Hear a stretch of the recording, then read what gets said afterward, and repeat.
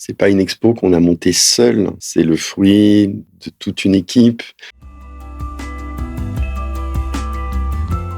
Bienvenue sur La Traversée Sonore qui vous fait découvrir les artistes de l'exposition Dialogie, de l'éclaircie à l'horizon, qui recouvre actuellement une partie du premier étage de la traverse à Vannes. Dans ce premier épisode, nous allons à la rencontre des commissaires de l'exposition, Laurent Sanchez et Gaël Lefebvre. Je m'appelle Laurent Sanchez, je suis le président de la structure qui pilote la Traverse et également co-commissaire de l'exposition Dialogie. Mon parcours il est multiple, ça fait 30 ans, plus de 30 ans que je travaille avec Frédéric Lescure, donc un entrepreneur un peu très hors norme dans une entreprise qui est un sous-traitant de l'aéronautique. Donc j'ai cette activité temps partagé, aujourd'hui j'en suis le secrétaire général et à côté de ça je mène depuis plusieurs années de nombreux projets dans un domaine qui me passionne, qui est celui de la culture et plus précisément des arts urbains. À ce titre-là, avec des amis, on a créé une association qui faisait suite également à un blog que j'avais créé avec Jérôme Lefranc, qui s'appelle Street Art Avenue. Et voilà, de fil en aiguille, les projets amenant les projets, on a, avec toute cette équipe, créé un projet qui s'appelait Dédale, qui a eu lieu ici, dans ce même bâtiment, donc un bâtiment que je connais bien, entre 2018 et 2021. Ce même Dédale m'a donné envie de faire un livre, et donc j'ai monté une maison d'édition qui s'appelle L'Antarctique. Et puis toujours avec cette idée de mener des projets, de le faire de manière collective. On a imaginé ce projet La Traverse, qui était un projet qui répondait à un appel à projet de la ville. Et donc voilà, on a ouvert La Traverse l'année dernière, en avril 2025. Et moi, je suis Gaël Lefebvre, directeur artistique indépendant. Ça fait une quinzaine d'années que je navigue au milieu de la culture, de diverses façons, avec à la fois des artistes en exposition solo, mais à la fois aussi des expositions collectives. Mon environnement principal, c'est les artistes qui viennent de l'art urbain. Et de là, on avance depuis une quinzaine d'années dans des directions diverses, de la rue vers les institutions, les expositions in situ, les projets incongrus. Je me suis retrouvé à rencontrer Laurent il y a moins d'un an maintenant. Oui, c'est ça. Et, il avait envie de partager la direction artistique de ce projet. Donc, on s'est rencontrés, on a discuté, on est parti sur le fait qu'on allait le faire ensemble et là on arrive à 15 jours de la fin. C'était une discussion on a bien dégrossi avant d'arriver à une idée globale de ce que pouvait être l'expo, je pense. On a énuméré beaucoup de gens, beaucoup de projets. Ouais, il y a une question c'est vrai que la finalité est multiple. Il y a d'abord la thématique. Cette fameuse dialogie, cette pensée d'Edgar Morin, peut-être qu'on reviendra sur le concept un peu plus tard. La dialogie, elle impose de réunir des choses qui sont contraires, antagonistes, opposées, et de les réunir dans une logique un peu supérieure, on va dire, sans chercher à les fusionner. Et du coup, sur le commissariat artistique, c'était un travail, comme l'a dit Gaël, de grande réflexion et de préparation, avec comme finalité celle de raconter un récit, aussi une histoire. Et ce que l'on a cherché à faire, c'est que dans cette histoire, on a sélectionné des artistes qui allaient bien sûr pouvoir répondre à cette thématique particulière, mais aussi présenter des esthétiques très très différentes. C'est ce qu'on voulait, c'est ce qui nous a motivés, mettre en avant des artistes plutôt issus de l'art urbain, mais pas majoritairement issus de l'art urbain sur le line-up, mais pas 100% non plus. Et ce qui nous a intéressés, c'est de couvrir plein d'esthétiques différentes. Et donc, on a essayé de trouver un équilibre et on a essayé aussi de la mettre dans un récit. Et donc, il y a aussi le cheminement dans l'exposition qui est très important. Et voilà, et tout ça s'est fait par des discussions, des échanges, des visions complémentaires. Chaque étape avait son rôle et ses rôles plutôt. La première, c'était vraiment de la discussion, de l'échange de connaissances sur les artistes, sur nos envies aussi avec le lieu, les envies de surprendre, donc aussi ne pas refaire ce qui a déjà été fait, essayer de trouver des nouvelles collaborations intéressantes pour le projet.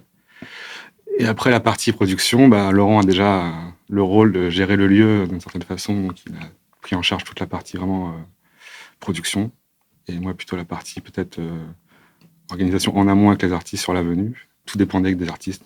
Moi j'avais mes connaissances, Laurent avait les siennes, donc on a aussi travaillé avec les gens qu'on connaissait principalement au début. Et une fois sur place, ça a été un travail collectif avec toute une équipe qui a été montée pour le projet, avec Max qui est là, Greg, voilà. Et toute l'équipe électricien, Laurent, plein de gens. Donc non, c'est un projet qui s'est pas fait qu'à deux, quoi. C'est beaucoup de gens.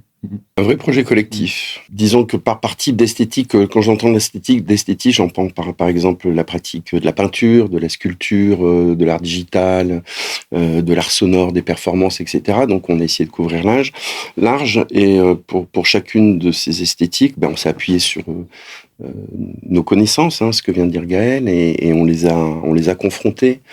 Et on se retrouve au final avec un line-up qui est globalement composé à peu près moitié-moitié par des artistes qu'on a proposé l'un l'autre.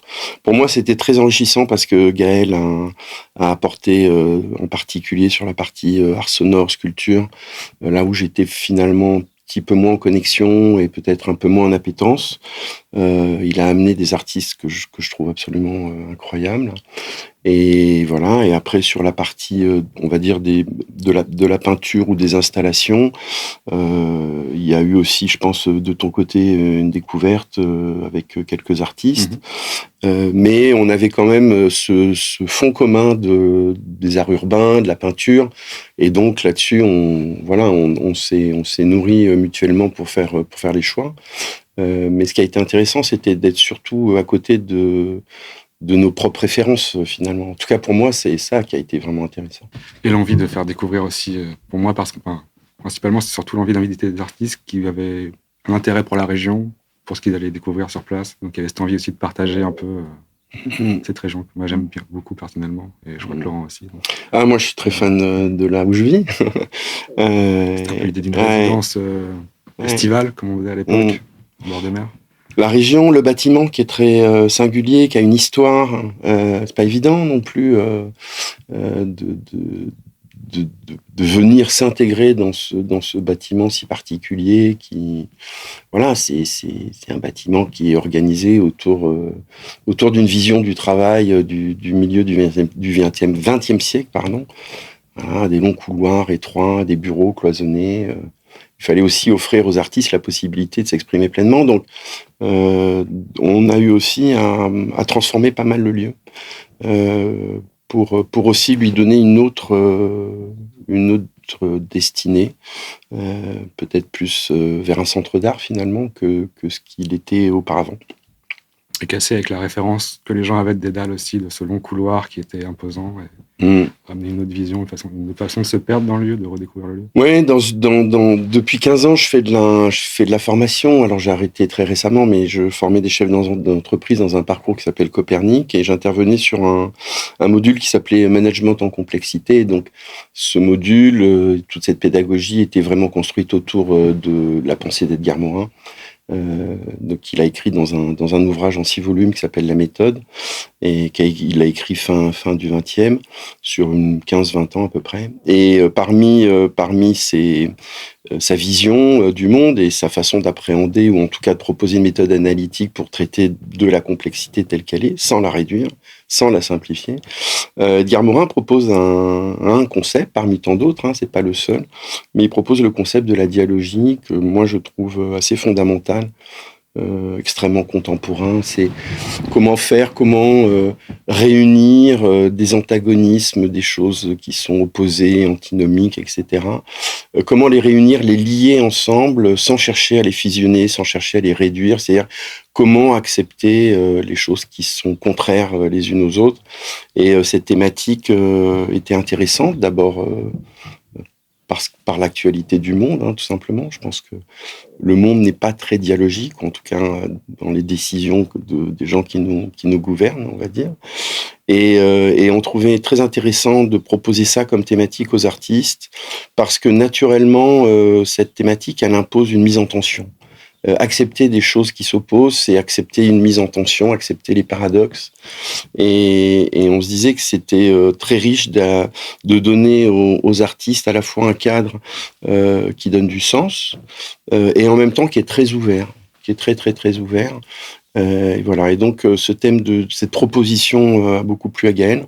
Et du coup, on est allé broder autour de ce concept. Une idée de, on va dire, d'exposition qu'on puisse offrir au public, parce que c'est quand même aussi ça, une des finalités, c'est de la montrer au public, et que il puisse ressentir dans les œuvres cette tension, qu'il puisse y avoir quelque chose de très émotionnel finalement dans chaque pièce, face à chaque œuvre.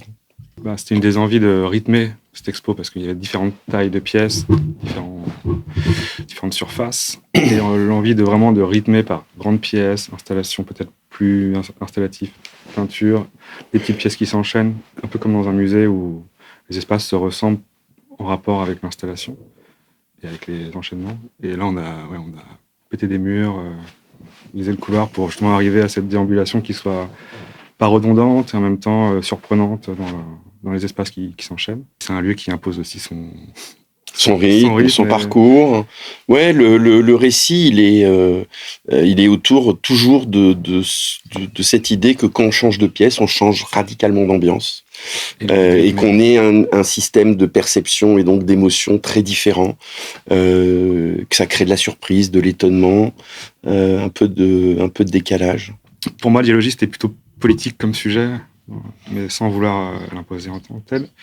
Et de l'éclaircie à l'horizon, ça a amené un peu cette idée de société qui vit dans la brume et qui n'a pas d'horizon et qui attend un éclairci pour voir où aller. Et inversement, d'un éclairci de penser, un nouvel horizon peut naître, une idée entre le soi et la société. En fait, c'est lié à la façon dont on a répondu à l'appel à projet, puisque le projet, l'appel à projet lancé par la ville devait être un lieu culturel. Et donc, la proposition que l'on a faite quand on a monté le dossier pour répondre à l'appel à projet était à la fois de réunir le meilleur de l'expérience qu'on avait connue de Dédale, dans lequel on avait déjà ces parcours immersifs, puisque sur 3 ans et demi, il y a eu 120 artistes qui sont venus, donc les Vantés, beaucoup de Vantés ont vu cette exposition, et donc on a eu une expérience à la fois dans la réalisation de l'exposition, mais en même temps dans la médiation, le contact avec aussi bien les artistes que le public, et toute cette expérience a donné envie de mettre dans le nouveau projet de refaire cette exposition in situ. Donc c'était un des piliers de notre proposition culturelle. Et puis le deuxième, c'était toute l'expérience de Bref, de l'accueil d'artistes en résidence, avec la possibilité aussi de montrer leur travail, d'où la présence d'une galerie d'art, etc., etc. Donc l'exposition est, je dirais, complètement intégrée dans ce qu'est la Traverse au départ, dans ce qu'elle doit être en fait, ce que doit être ce lieu. C'est normal, et c'était conçu comme ça. Et même, on a imaginé qu'il y aura d'autres expositions après celle-ci. Pour choisir les artistes, on a passé au moins 3-4 mois, je pense, à discuter toutes les semaines, à se proposer des noms, à se demander pourquoi ça aurait du sens avec les autres noms, et comment on pouvait créer une expo justement riche, surprenante par les genres. Donc ouais, c'était assez compliqué. Il y a des noms qui sont arrivés tout au début, d'autres à la fin, par des déductions d'intérêt pour l'expo. Ouais, ça a été beaucoup d'échanges avec Gaël, de choisir les artistes. Je pense qu'on a dû lister à peu près une centaine d'artistes. On a dû faire un apport chacun de peut-être une cinquantaine. Et à partir de là, on a échangé. Et comme vient de le dire Gaël, c'est dans chaque genre, puisqu'on voulait une multitude de genres, dans chaque genre, quel était l'artiste qui pouvait se projeter au mieux par rapport à la vision qu'on en avait. Et en capacité de faire un projet aussi dans ces conditions. Ouais. C'est plus simple. Sachant que Gaël comme moi, on n'est pas très fan des appels à projets pour faire de la curation, une sélection d'artistes. Non, c'est pas le sujet. C'est pas le sujet pour nous. Artistique, la programmation, là, il y a vraiment une envie d'aller chercher ces artistes pour le projet. On a évité les redondances, les œuvres, les propositions qui arrivaient après certaines et qui ressemblaient trop à une des propositions qu'on avait déjà validées.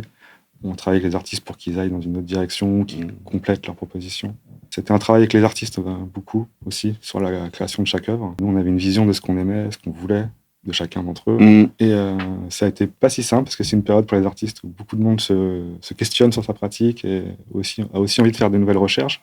Et ce genre de résidence, c'est aussi l'opportunité pour eux de faire des recherches. Donc nous, on a cet entre-deux de on sait où on veut aller, mais en même temps, les artistes aussi veulent arriver avec des nouvelles choses, donc on doit trouver un équilibre avec eux et rendre les choses possibles. Oui, sachant que les artistes devaient proposer une note d'intention. Hein. Ils avaient une liberté. Tous les artistes ont une liberté totale sur l'œuvre et la création qu'ils ont faite in situ. Nous, on ne leur demande pas de faire tel type de peinture ou tel type de dessin ou tel type d'installation. On les choisit parce qu'on pense qu'ils sont très doués, très créatifs, très engagés aussi dans leur pratique, dans leur domaine et dans leur genre. Et après, en fonction de la note d'intention, comme l'a dit Gaël, nous, notre rôle, on voulait pas de redondance, donc on s'est retrouvé en effet avec des projets un peu similaires, ou en tout cas qui nous semblaient traiter de thématiques très similaires. Et là où il y a eu je dirais pas une difficulté, mais en tout cas, les échanges les plus nourris, c'est quand, par exemple, on choisit un artiste parce que on estime que dans son genre, il va venir vraiment apporter une très forte valeur ajoutée à l'expo et qu'on a envie de l'accueillir, et qu'il nous fait une proposition, une note d'intention qui n'est pas dans son genre, qui est vraiment parce qu'il a envie d'aller explorer un terrain créatif nouveau et qui se dit, finalement, ce projet, il m'offre cette possibilité. Comme une résidence, en fait, ouais. à l'origine. Mais voilà. Si c'est l'entre-deux résidence, exposition in situ, donc il faut aussi que nous on puisse cadrer la résidence. Donc on a eu en effet des propositions qui étaient à côté des genres, on va dire, hein, et non pas, le sujet n'est pas la qualité de l'œuvre. Hein. Là, ils ont toujours eu une totale, les artistes ont une totale autonomie à proposer l'esthétique et le sujet, la création, l'occupation de leurs pièces. Voilà, donc ça a été quand même pas mal de discussions aussi avec les artistes sur cette partie-là. Ouais, il y a eu beaucoup d'engagement par des artistes, de toute façon, dans les cas. Et ouais, le résultat est là. On pense que chacun d'entre eux ont vraiment donné le maximum et le résultat est là. Ouais. On a discuté avec les artistes en amont du territoire, c'était dans la note d'intention. Et c'est des discussions, c'est des échanges de documents, de références, en sachant qui cherchait quoi. Pour certains, c'était juste connaître la géographie du lieu. Ils n'avaient aucune idée de ce qu'était le Morbihan, de la mer, du Golfe, cette histoire-là. Et d'autres, c'était l'histoire. Donc, ils sont allés creuser dans l'histoire de la Bretagne. Joaquin Jarra, par exemple, qui aime beaucoup travailler sur les histoires disparues et comment l'histoire domine une autre histoire. Et il est vraiment parti très loin dans des recherches. Amir Roti, la plupart, on s'en est visité les sites archéologiques du coin aussi. Amir Roti, Sola, Joaquin, tout le monde est allé à Carnac, à l'Armor Baden. Et donc le territoire a parlé de lui-même, je pense, et c'est un lieu tellement fort en histoire, et les artistes qu'on a invités aussi, on savait qu'ils avaient cet intérêt pour le néolithique, les matières premières, la nature en soi, les paysages. Il y avait une grosse envie de faire une expo sur le paysage aussi, à un moment. En tout cas pour moi, on en a discuté, c'était un peu réducteur, et c'était peut-être un peu trop attendu à Vannes, le paysage. Mais il y avait cette idée d'aller vraiment chercher l'extérieur et de l'amener dans cette expo aussi. En complément par rapport au territoire, c'était écrit de manière très explicite dans la ligne artistique, puisque on expliquait la dialogie aussi par les éléments qui font dialogie sur notre territoire.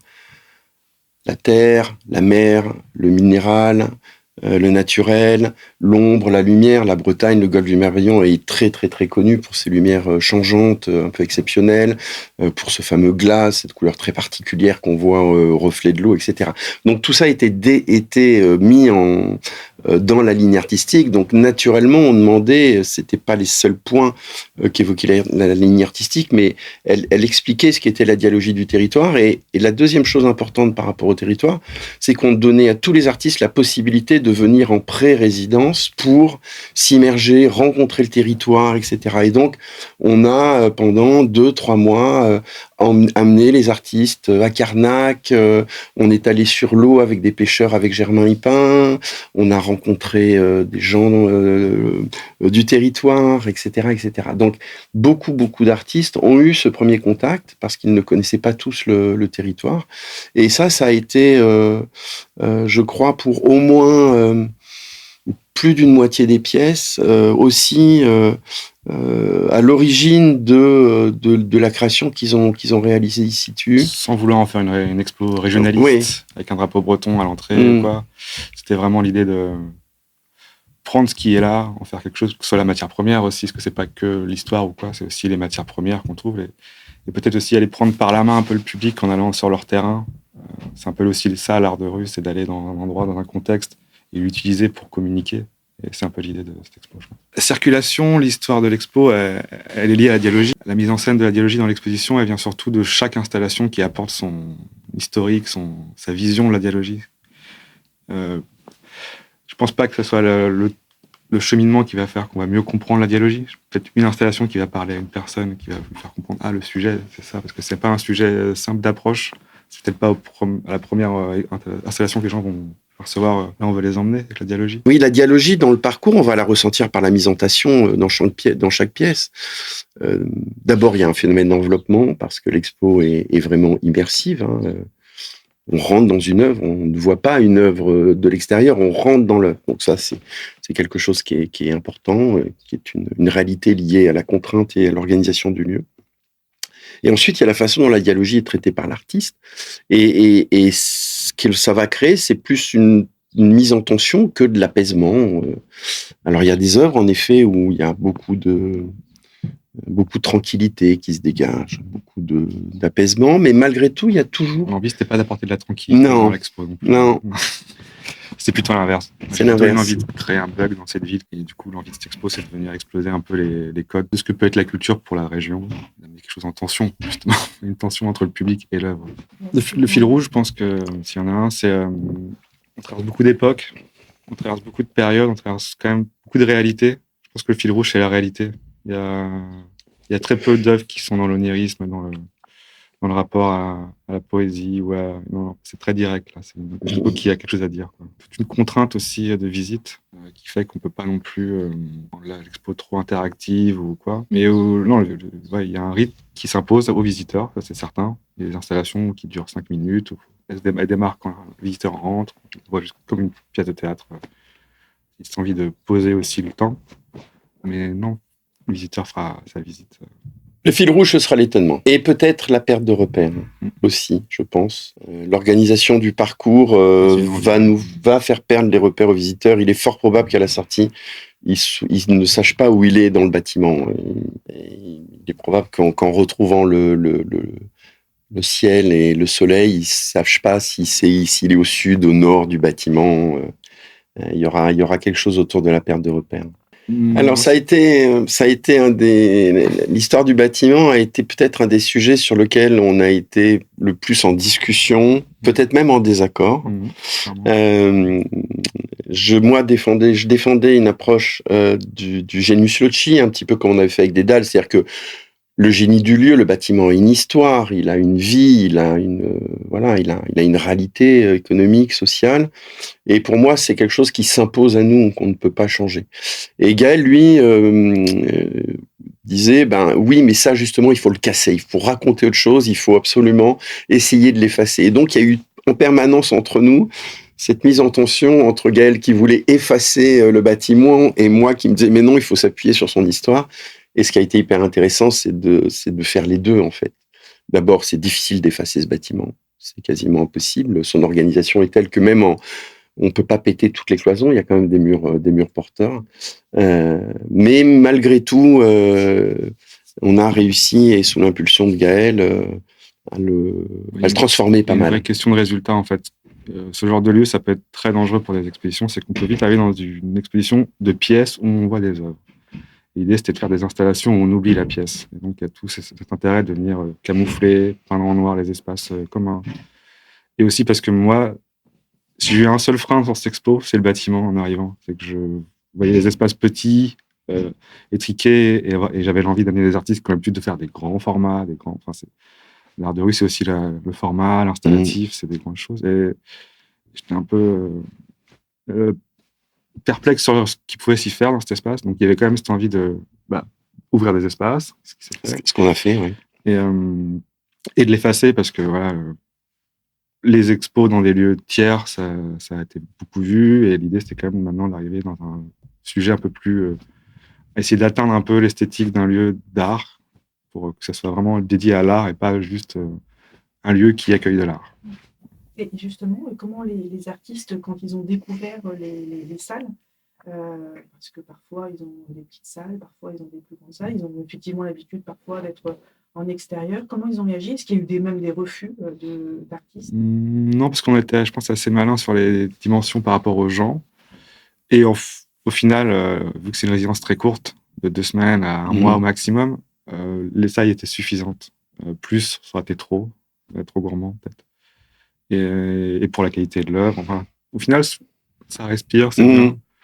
C'est vrai que cette question de la relation aux pièces a aussi été tu évoquais tout à l'heure le rôle de la direction artistique, c'est aussi choisir la taille de la pièce par rapport à l'artiste, à l'engagement qu'il peut y mettre, au temps qu'il peut allouer au projet, parce que les artistes ont plein de projets, hein, donc ils n'ont pas tous la capacité à réserver 4-6 semaines, comme Germain vient de le faire par exemple, en plusieurs temps, hein, ou d'autres. Donc le choix de la taille de la pièce a été aussi déterminant dans la façon. La taille et puis l'emplacement. Et l'emplacement, oui. Parce qu'il avait envie d'installer un rythme, commencer fort avec Alexandretti, qui son installation numérique, qui embarque tout de suite dans un lieu. Enfin, c'est un peu inattendu par rapport à ce qui s'est fait à Dédale. En fait, on ne voulait pas arriver sur de la peinture tout de suite dans l'expo. Même si c'est Mythe qui est le seul qui a choisi sa pièce, il voulait l'introduction de l'expo, et c'est très bien parce qu'il fait le lien entre la scène graffiti, writers, qui représente très bien dans cette expo, et c'est aussi nous un peu les fondations de tout ça. Ça vient du graffiti writing, donc lui il vient avec cette culture-là et il ouvre l'expo. Il y a Arcane aussi en amont, qui sera un projet parallèle de dialogie, un lieu d'exposition autour du graffiti en France. Donc il y avait quand même cette envie-là, mais c'était le seul qui est venu, qui s'est imposé. Moi, je veux prendre la première pièce. Par aussi envie de ne pas être entre deux autres qui ne connaissaient pas, et envie d'être sûr de son emplacement, je pense. Casser les espaces, justement.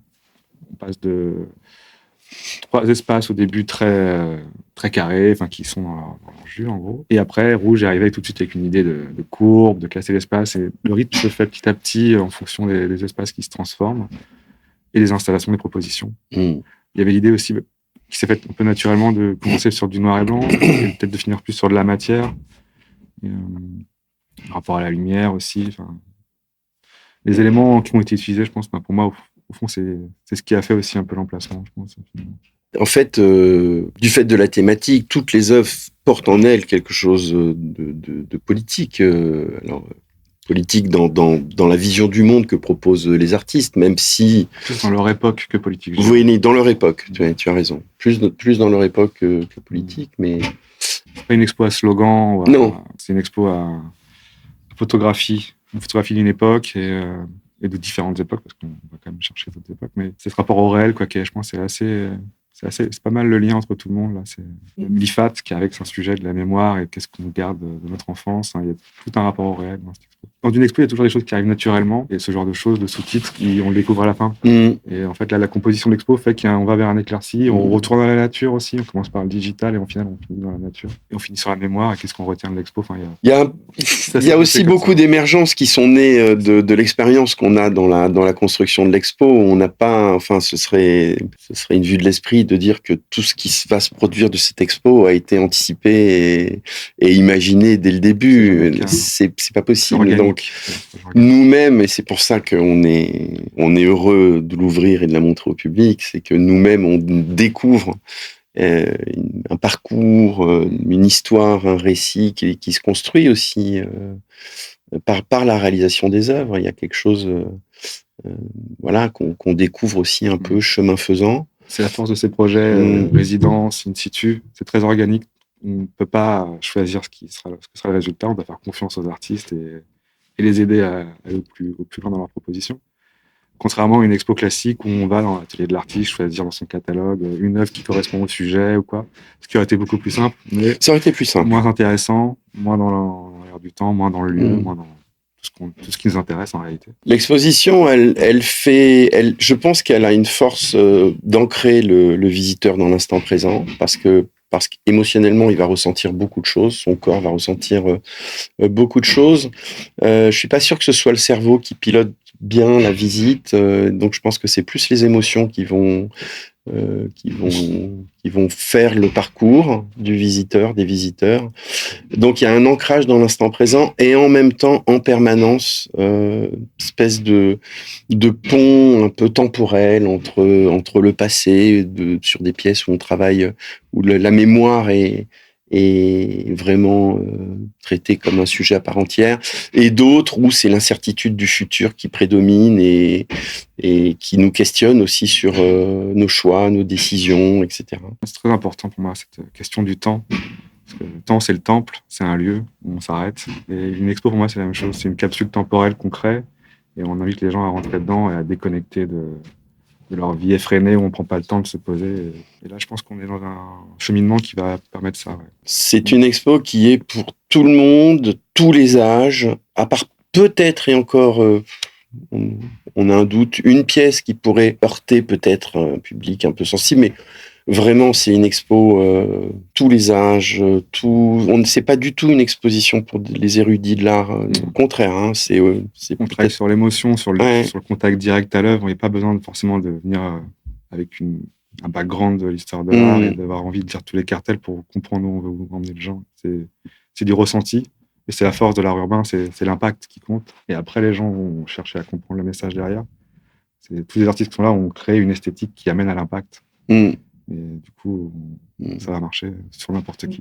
Après pour le public plus érudit et qui a aussi une culture de l'histoire de l'art et qui se nourrit beaucoup d'art et d'expérience, on fait aussi un travail de médiation important au travers de cartels qui pourront être lus dans chaque pièce, de cartels audio qui pourront être écoutés pendant la visite.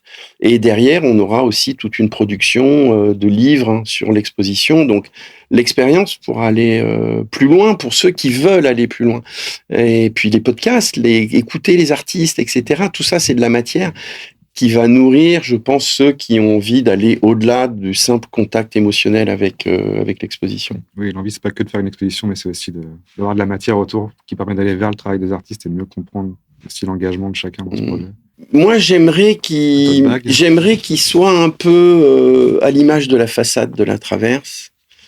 C'est cette idée de s'offrir un peu de louvoiement, quoi, de tirer des bords, de se dire, OK, on a tous nos finalités, mais les chemins sont jamais tracés directement. Il faut savoir faire avec le contexte, avec le temps, avec l'époque, voilà. Et donc, voilà, c'est ça que j'aimerais, c'est que les gens ressortent en ayant l'envie de se dire, OK, qu'est-ce qui est bon pour moi, qu'est-ce que j'ai aimé, qu'est-ce qui m'a plu, qu'est-ce qui m'a moins plu, etc.